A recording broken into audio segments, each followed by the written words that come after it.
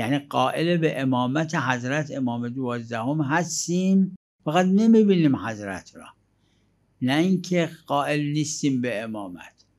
این شبیه همون فرمایش امیرالمؤمنین صلوات الله علیه که یه وقت هم نقل کردم، در بعد از خلافت ظاهریشون اولین سخنرانی که کردن، شاید تو نهج البلاغه هم باشه، در اون سخنرانی مطلبی فرمودن، مضمونش اینه، فرمودن همین جوری که خدای عزوجل توحید را بدون نبوت قبول نمیکنه، یعنی اگه کسی بگه خدا تو رو من قبول دارم، یکی هم هستی، عادل هم هستی، همه چی، اما پیغمبر اسلام قبول نداره، خدا این توحید میگه نمیخوام.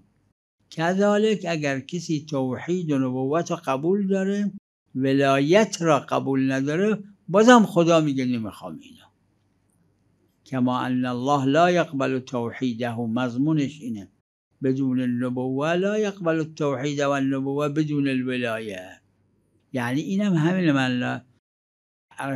من مات ولم یعرف امام زمانه، یعنی لم یعرف انه امامون، یعنی این ستا با همه، توحید و نبوت و امامت.